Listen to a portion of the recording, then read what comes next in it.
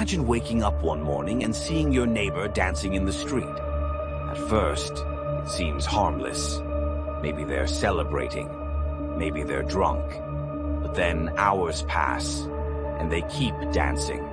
The next day, they're still dancing. By the end of the week, dozens of people have joined them. Their feet are bleeding. Their bodies are collapsing from exhaustion. Some are screaming for help. Some are begging to stop. But they can't. And then people begin to die. This isn't a horror movie. This isn't a legend. This is a real historical mystery that terrified Europe over 500 years ago. A chilling event so bizarre that historians still debate what truly happened. Welcome to the horrifying story of the Dancing Plague of 1518. The year was 1518. The place was Strasbourg, a city within the Holy Roman Empire, in what is now modern-day France. Life was hard. Famine had swept through the region. Disease lurked around every corner. People lived in constant fear of starvation, illness, and divine punishment. It was a time when many believed demons, curses, and supernatural forces could influence everyday life. Then, in the middle of July, something strange happened. A woman named Frau Trophea stepped out into the street. Without warning, she began to dance. There was no music, no celebration, no festival. She simply started moving. At first, people paid little attention. The hours passed. The sun began to set, and she was still dancing. Neighbors watched from windows. Merchants stopped what they were doing. Whispers spread through the town. Something wasn't right. By the second day, Frau Trophea was reportedly still dancing. Her face was drenched in sweat. Her muscles trembled with exhaustion. Yet somehow she continued, hour after hour, step after step, as if an invisible force controlled her body.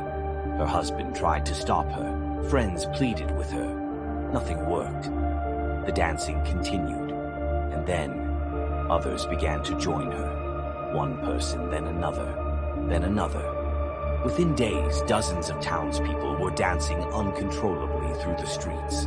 Many appeared terrified. Witnesses described people moving with wild, desperate energy.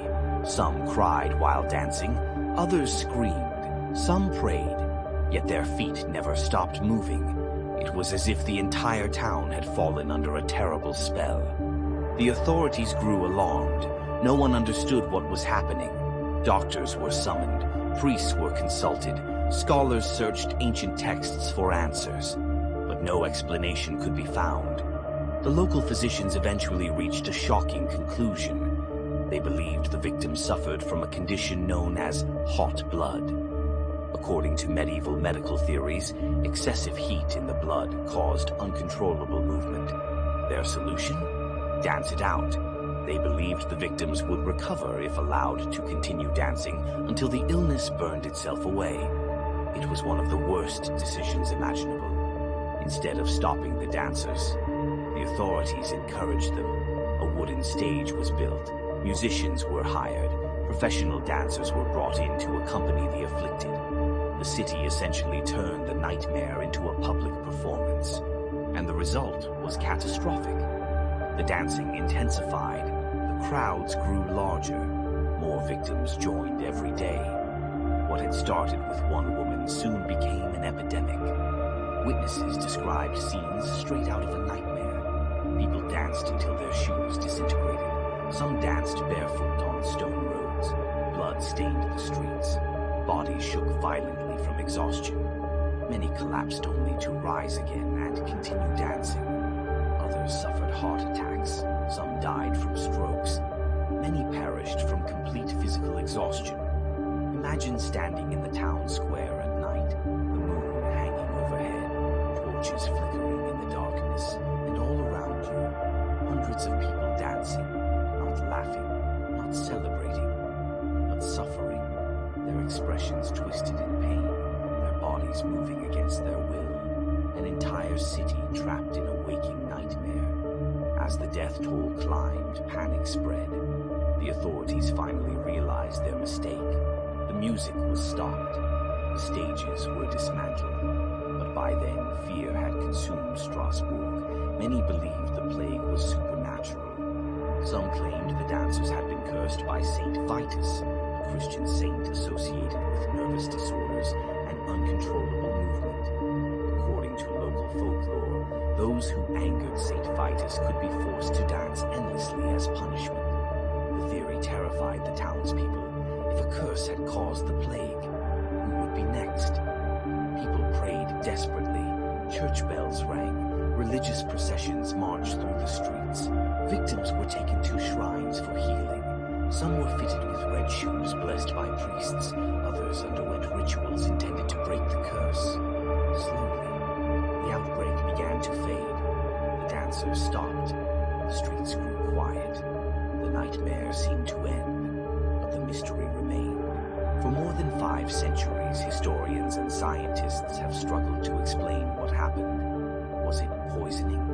Some researchers believe contaminated rye infected with a fungus called ergot may have caused hallucinations and convulsions. The same fungus has been linked to strange behavior throughout history, yet many experts argue that ergot poisoning doesn't fully explain the prolonged dancing.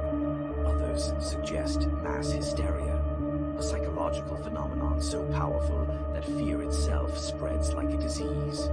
Imagine living in a world filled with hunger, death, superstition, and constant anxiety. People were already pushed to their emotional limits. Perhaps the mind simply broke. One person's uncontrollable dancing may have triggered a chain reaction throughout the community. Fear feeding fear, panic feeding panic, until hundreds were trapped within the same terrifying belief. But even this explanation leaves unanswered questions. How could so many people dance for days? Why did some die? Why has nothing quite like it occurred on such a scale again? The truth remains hidden somewhere in history's shadows. Even today, the dancing plague of 1518 stands as one of the strangest events ever recorded. No monsters were seen, no armies invaded, no deadly creatures stalked the town. Yet the horror was real. An invisible force swept through Strasbourg. Whether psychological, biological, or something far stranger, it transformed ordinary people into unwilling dancers. And for weeks, an entire city watched helplessly as neighbors, friends, and family members danced themselves toward death. So the next time you hear music playing in the distance, imagine the streets of Strasbourg. Imagine the flickering torchlight. Imagine the sound of hundreds of exhausted feet striking stone. And imagine the terror of realizing that no matter how desperately you wanted to stop, your body would simply keep dancing. The dancing plague of 1518 remains one of history's darkest mysteries. A true story that sounds impossible, yet somehow it happened. And perhaps the most frightening part of all, no one knows exactly why.